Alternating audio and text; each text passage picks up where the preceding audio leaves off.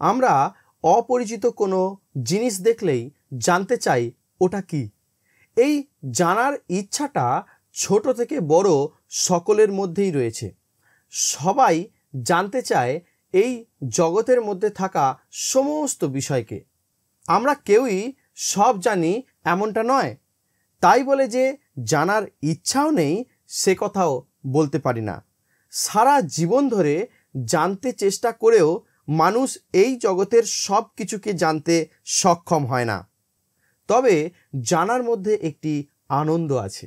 যখন একেবারে অজানা কিছু জানতে পারা যায় তখনকার আনন্দ অন্যদের কাছে বলতেও খুব ভালো লাগে। এই পৃথিবীতে কত কিছু আছে বলুন তো। এখানে সাধারণভাবে খালি চোখে দেখা বস্তু অনেক আছে, আবার খালি চোখে দেখা যায় না এমন পদার্থ, জীবাণু তাও কত যে আছে তার গণনা করেও শেষ করা যায় না। আমরা প্রায়ই খবর শুনি বা দেখি অমুক জিনিস আবিষ্কার হলো, অমুক জীব একসময় লুপ্ত হয়ে গিয়েছিল, এখন আবার সেটাকে দেখা যাচ্ছে। এমন কত সব বিষয় আছে। এ তো গেল এই পৃথিবীর কথা, কিন্তু একবার ভাবুন তো আকাশের কথা। সেখানে কত তারা, নক্ষত্র, উজ্জ্বল জ্যোতিষ্ক আছে, কত গ্রহ আছে, নতুন নতুন আবিষ্কারও হচ্ছে। এত সব কথা বলে কি শেষ করা যায়? পৃথিবীর কথা, আকাশের কথা শুনলাম, পৃথিবীর নিচে থাকা বস্তু, জলের মধ্যে বাস করা জীব, এমন আরও কত কিছুই আছে যা আমরা জানি না, আমাদের জ্ঞানের অগম্য। এখনও অনেক কিছুই আছে, এমন মানুষও দেখা যায় যাদের কোনো কিছুর জানার বিষয়ে কোনো আগ্রহই থাকে না। আপনি যাই বলুন না কেন, তারা নির্বিকার। শুনছে নাকি শুনতে পাচ্ছে না তাও বোঝা ভার। আজ আমরা তেমনই একটি বিষয় নিয়ে আলোচনা করতে চলেছি, যা দেখে ইসরায়েল জাতি সাগ্রহে বলে উঠেছিল, ওটা কি? প্রিয় দর্শক বন্ধু, আজকের বীরপুরুষ অনুষ্ঠানে আমাদের সঙ্গে থাকার জন্য আপনাদের সকলকে স্বাগত জানাই।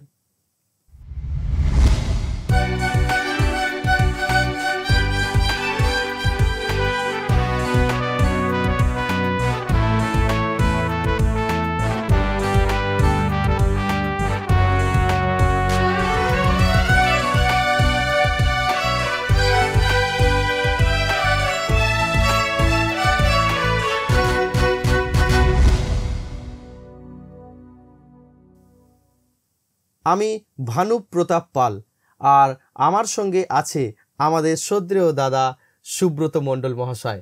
দাদা, আপনাকেও এই বীরপুরুষ অনুষ্ঠানে স্বাগত জানাই। ধন্যবাদ ভাই, তুমি খুব ভালো কথা বললে। প্রশ্ন একটা করলে, উহা কি? আমার মনে হয় এই কথাটি সম্পর্কে ব্যাকরণগত দিক ব্যাখ্যা করার প্রয়োজন নেই, কারণ এই মতো সহজ সরল কথা আমরা দৈনন্দিন জীবনে অনেকবার বলি। কথাটি যে খুব মূল্যবান তাও নয়, শুধুমাত্র জানতে চাওয়া, কিন্তু একসময় তাই মূল্যবান হয়ে উঠেছিল। যাত্রা পুস্তকে এই কথাটির এক বিশেষ গুরুত্ব আছে। 16 অধ্যায়টি এই ক্ষেত্রে উল্লেখযোগ্য। ইসরায়েল জাতি যখন মিশর ত্যাগ করে প্রতিজ্ঞা ভূমি কনানের উদ্দেশ্যে যাত্রা শুরু করেছে, প্রতিমধ্যে তাদের খাদ্যাভাবে পচেষ্টা করেছিল তারা খাদ্যের জন্য। তখন ঈশ্বর অলৌকিকভাবে এক ধরনের খাদ্য তাদের দিয়েছিলেন। সেই খাদ্যের বিষয়ে বলা হয়েছে, সেটা ছিল মান্না। যাত্রা পুস্তক তার 16 অধ্যায় 14 পদ থেকে আমি পাঠ করি। এখানে লেখা আছে এই মতো, পরে পতিত শিশির ঊর্ধ্বগত হইলে দেখো ভূমিস্থিত নিহারের ন্যায় সরু বিজাগার সূক্ষ্ম বস্তু বিশেষ প্রান্তরের উপরে পড়িয়া রহিল। আর তাহা দেখিয়া ইসরায়েল সন্তানগণ পরস্পর কহিল, উহা কি? কেননা তাহা কি তাহারা জানিল না। তখন মোশে কহিলেন, উহা সেই অন্ন যাহা সদাপ্রভু তোমাদেরকে আহারার্থে দিয়াছেন। ইসরায়েল জাতির লোকেরা যখন প্রথমবার এই বস্তুটি দেখে তখন নিশ্চয়ই তাদের উৎসাহ অনেক বেড়ে গিয়েছিল, কিন্তু আমি যেন দেখছি তাদের অবস্থা শুধুমাত্র উৎসাহপূর্ণ ছিল তাই নয়, তাদের মধ্যে প্রশ্নও ছিল খাদ্যের বিষয়ে। মসির উপরে তারা ক্রোধান্বিত, কোথায় খাদ্য পাবো? বাইবেলে এই মান্নার বিষয়টি আমাদের সুন্দর এক শিক্ষা দেয়। দাদা, আপনি এ বিষয়ে আজ কি তেমনই বিশেষ কিছু শিক্ষার কথা বলতে চাইছেন? হ্যাঁ, আমাদের এখন লক্ষ্য করতে হবে মান্না সম্পর্কিত কয়েকটি বিষয়। এখানে এক কথায় বা খুব ছোট্ট করে উপসংহার টেনে দেওয়া সম্ভব নয়, তাই আমরা একটু গভীরে গিয়ে দেখব যাত্রা পুস্তকের এই অধ্যায়টি আমাদের কাছে কেমনভাবে সেই মান্নাকে দেখায়। সবচেয়ে বলা ভালো হবে যে আমরা আজ মান্নার প্রকৃতিগত দিকের মধ্যে দিয়ে আত্মিক শিক্ষা গ্রহণ করব। প্রথমত দেখি যে প্রান্তর যাত্রায় ইসরায়েল সন্তানদের মান্না প্রয়োজন ছিল। একইভাবে ঈশ্বরের সন্তানদের প্রতিদিন তার বাক্য প্রয়োজন। ইসরায়েল জাতি প্রান্তর মধ্যে খাদ্যাভাবে পচসা করছিল এবং খাবার চাইছিল, আর ঈশ্বর মোশিকে বললেন তিনি তাদের জন্য স্বর্গ থেকে খাদ্য বর্ষণ করবেন, আর লোকদের প্রতিদিন বাইরে গিয়ে সেই খাবার কুড়াতে হবে। এটি ভাবতে কি আশ্চর্য লাগে না?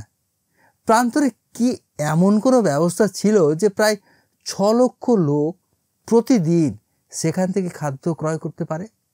সচরাচর আমরা শহরাঞ্চলে যেমন দেখি হোটেল আছে, তেমন কোনো খাবার ব্যবস্থা তাদের কাছে কিন্তু ছিল না। চিন্তা করুন, এমনকি থাকলেও এত লোকের খাবার পাওয়া সহজ তো নয়। ঈশ্বর তাদের জন্য সেই ব্যবস্থা করেছিলেন। তাই দেখুন, এখানে বলা হয়েছে স্বর্গ হইতে খাদ্য বর্ষণ করিব। ঈশ্বর তাদের জন্য খাদ্য দেবেন আর তারা খাবে। তবে একটি মজার বিষয় আছে, সেই সময়ে এমনকি বর্তমান সময়েও মানুষ খাদ্যের অভাবে অনেক কিছুই করে। এর যেমন পরিবর্তন হয়নি, ঠিক তেমনি আরও একটি বিষয়ের পরিবর্তন হয়নি। তা হলো যখন কোনো খ্রিস্ট বিশ্বাসীর বাক্যের অভাব হয় তখন সে কিন্তু তার জন্য তেমন উদ্গ্রীব হয় না। দাদা, তুমি সে কথা ঠিকই বলেছ। এই আকাঙ্ক্ষার অভাব আমরা সাধারণত বোধ করি না।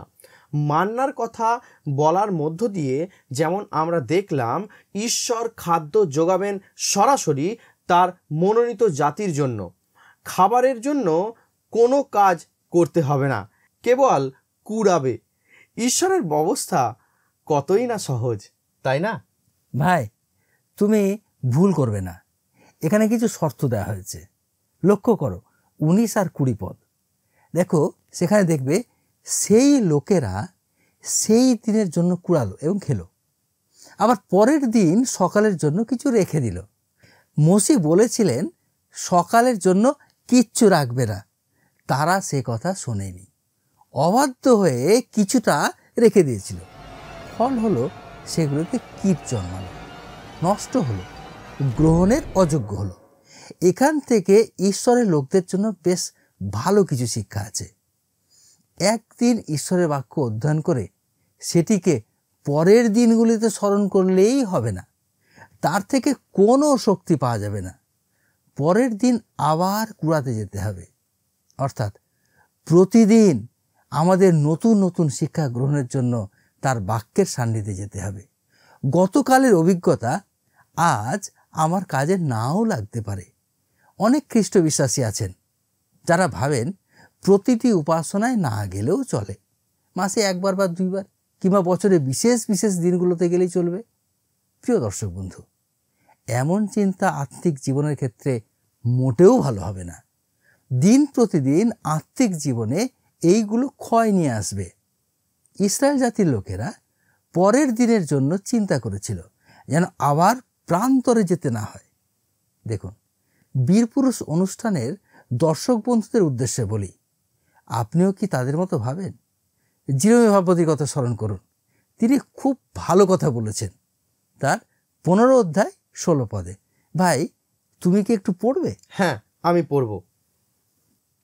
জিরোমীয় 15 অধ্যায়ের 16 পদ। তোমার বাক্য সকল পাওয়া গেল, আর আমি সেগুলি ভক্ষণ করিলাম।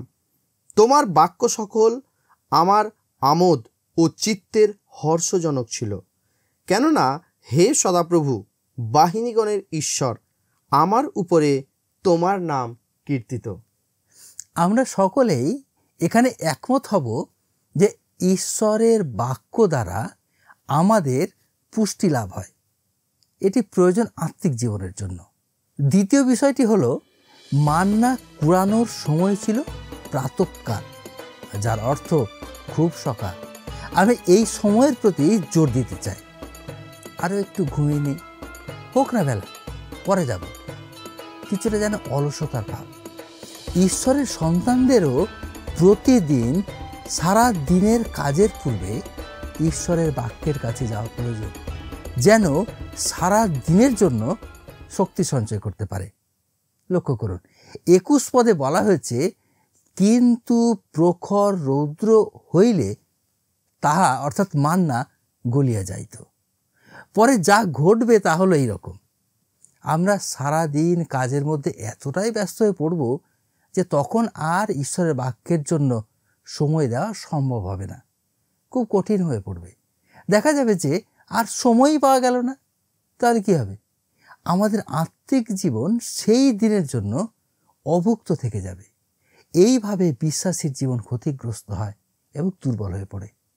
যিশা ভাববাদী গ্রন্থ, আর সেখানে ভাববাদী বলেছেন 50 অধ্যায় তার 4 পদে দেখা যায় যে প্রভু সদাপ্রভু আমাকে শিক্ষাগ্রাহীদের জিহ্বা দিয়াছেন, যেন আমি বুঝিতে পারি কিরূপে ক্লান্ত লোককে বাক্য দ্বারা সুস্থির করিতে হয়।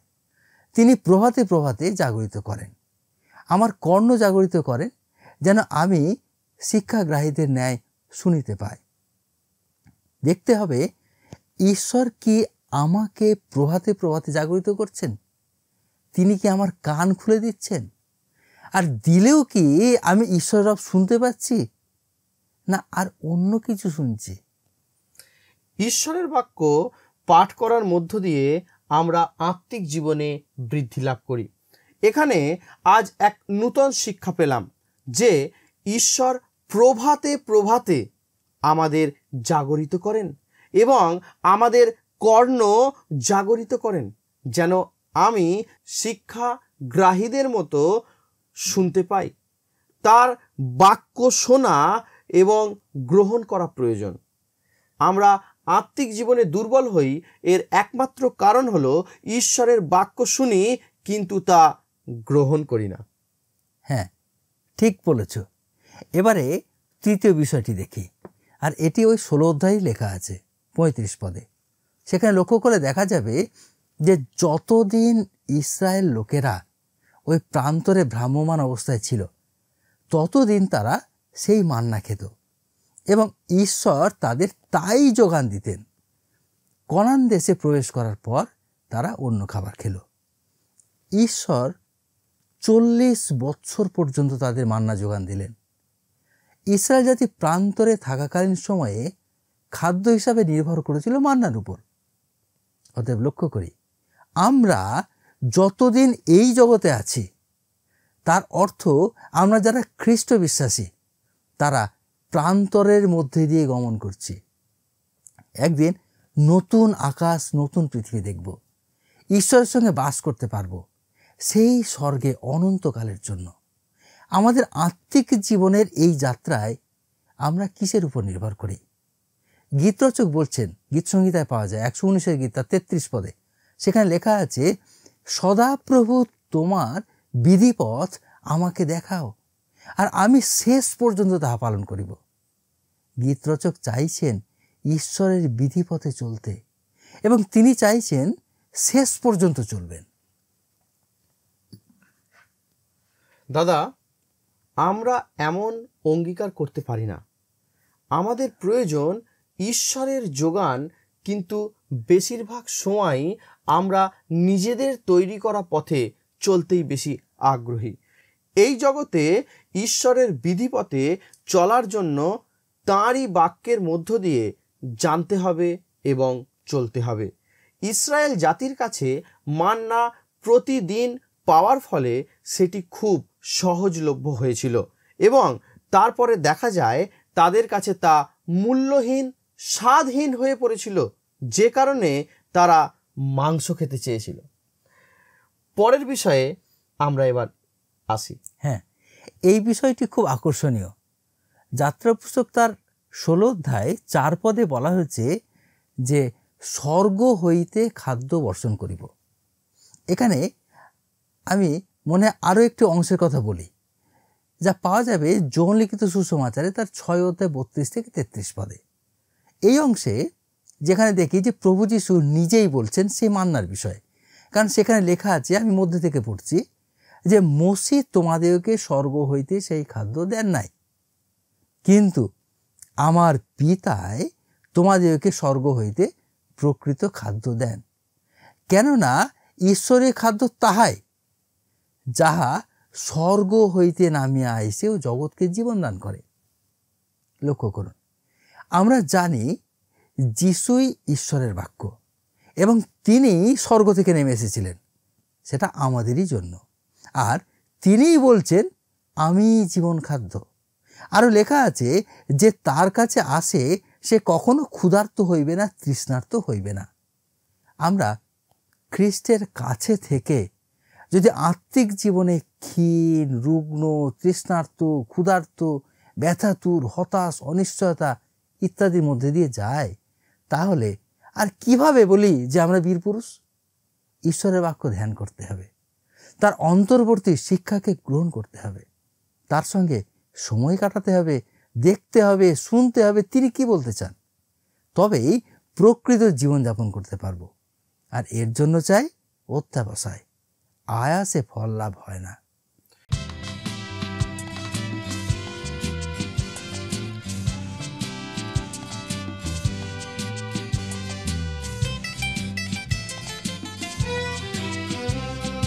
সততা, বিশ্বাস, প্রেম, তিনটি নদীর নাম মোদের জীবনে জীবনে বয়ে চলে অবিরাম। সততা, বিশ্বাস, প্রেম, তিনটি নদীর নাম মোদের জীবনে জীবনে বয়ে চলে অবিরাম। সততা, বিশ্বাস, প্রেম, তিনটি নদীর নাম।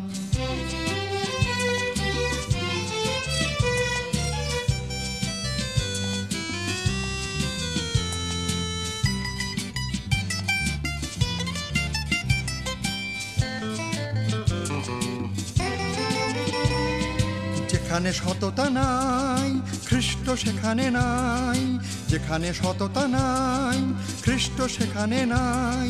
সততা মনের দৃঢ়তা আনে এ যে গো প্রভুর দান, সততা মনের দৃঢ়তা আনে এ যে গো প্রভুর দান, এ যে গো প্রভুর দান, এ যে গো প্রভুর দান। সততা, বিশ্বাস, প্রেম, তিনটি নদীর নাম।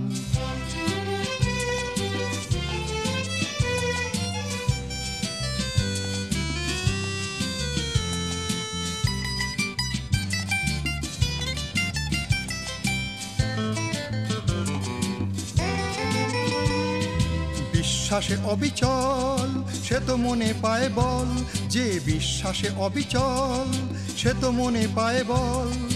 অবিশ্বাসী প্রভুকে দেয় দুঃখ অভিমান, অবিশ্বাসী প্রভুকে দেয় দুঃখ অভিমান, দুঃখ অভিমান, দুঃখ অভিমান। সততা, বিশ্বাস, প্রেম, তিনটি নদীর নাম।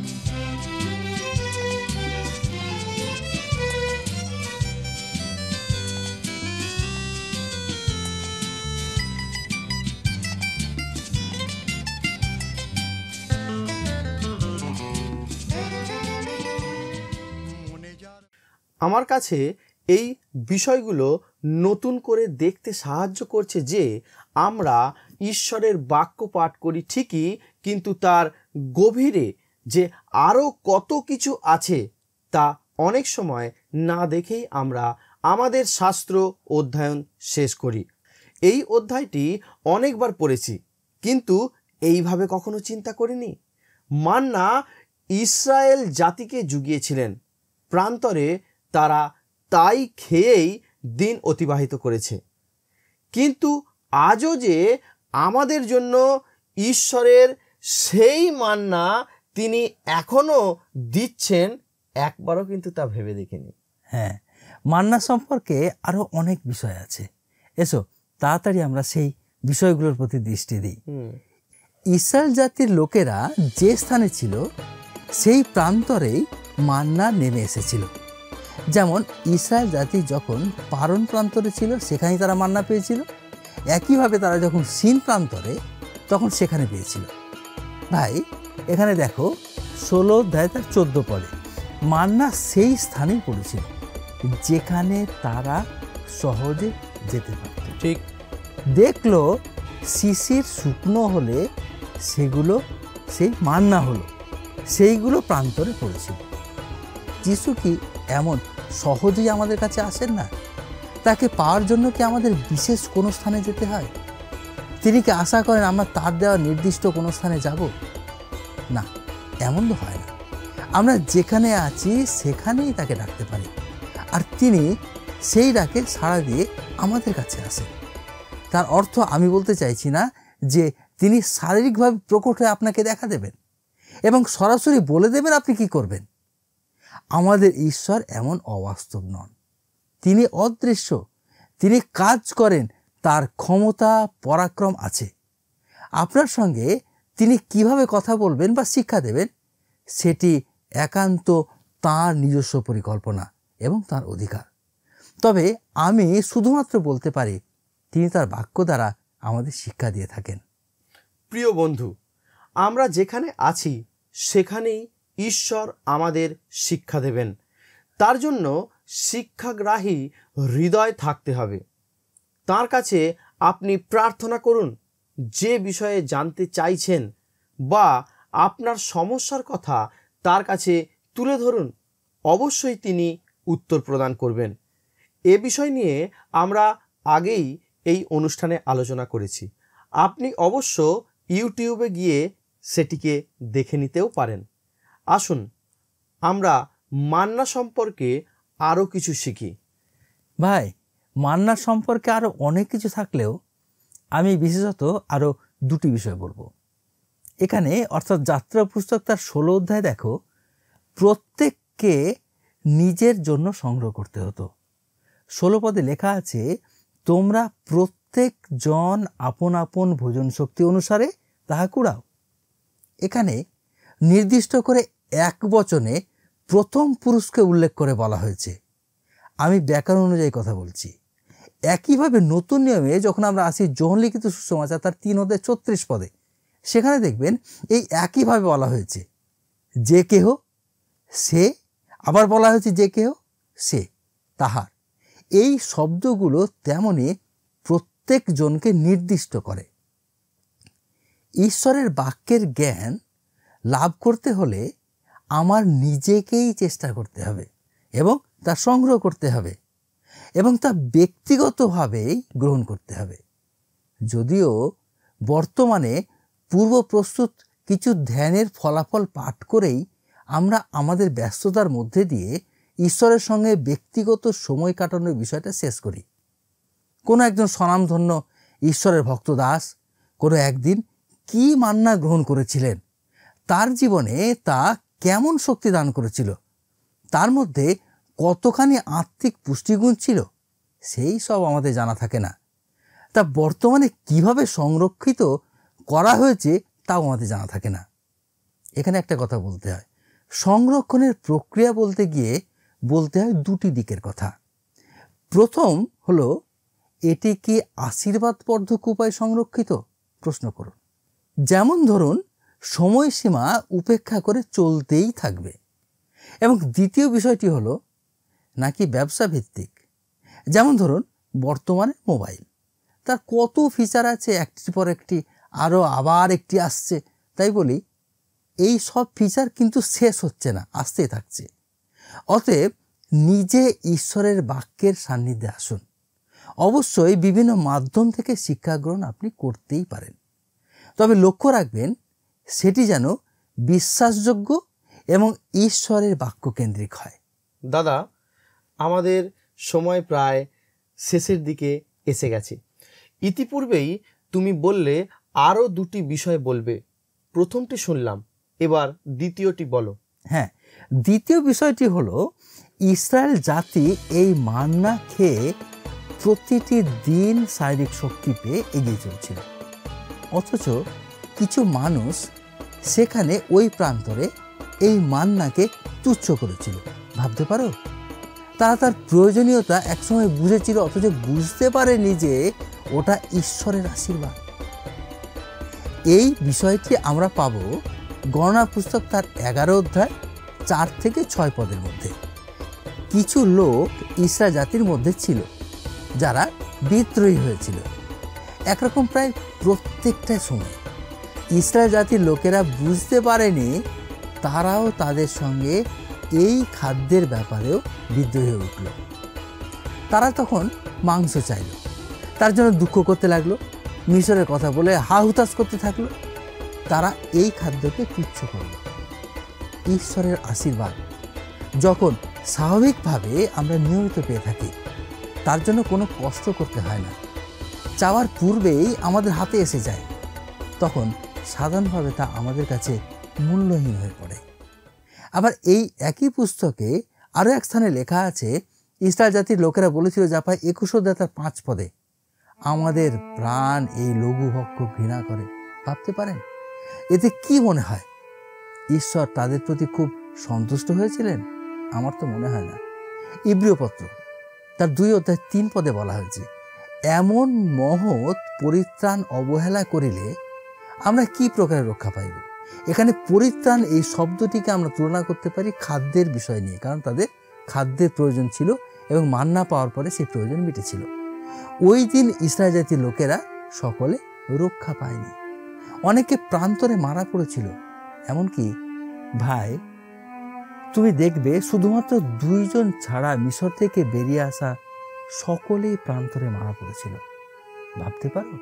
তুমি কি একবার চিন্তা করবে এই বিষয় নিয়ে, তুমি কি করবে?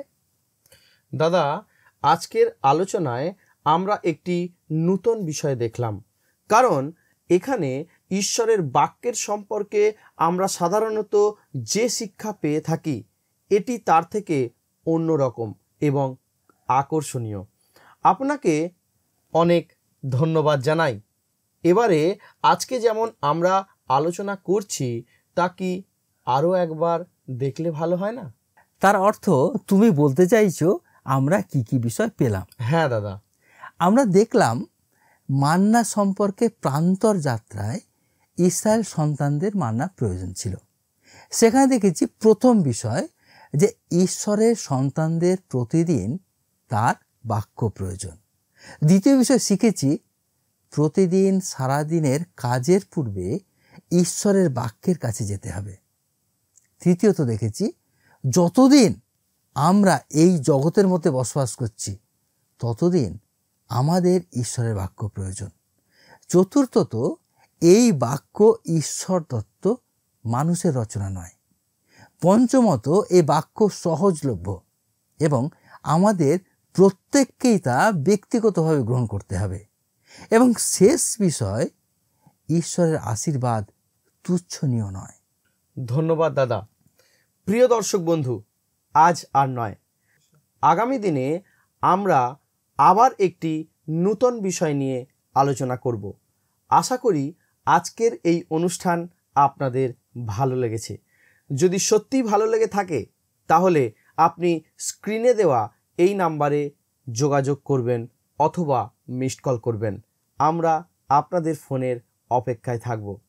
দাদা, এই সময় যদি আপনি একটু আমাদের দর্শক বন্ধুদের জন্য প্রার্থনা করেন। ঠিক আছে, প্রার্থনা করি। স্বর্গস্থ মঙ্গলময় প্রভু, তোমার ধন্যবাদ দিই। প্রার্থনা করি আমাদের দর্শক বন্ধুরা যারা দেখছেন এই অনুষ্ঠান, তুমি তাদের প্রত্যেকে আশীর্বাদ করো। হয়তো কারো বিশেষ কোনো প্রয়োজন থাকতে পারে, হয়তো শিক্ষার বিষয় নিয়ে তাদের অনেক প্রশ্ন থাকতে পারে। তুমি সমাধান দিও, উত্তর দিও। প্রত্যেককে ভালো রেখো, আশীর্বাদে পূর্ণ রেখো। আমাদেরও সঙ্গে থাকো। প্রার্থনা যিশু নামে চাই, আমেন। আমেন। সকলে ভালো থাকবেন, সুস্থ থাকবেন। সকলকে নমস্কার।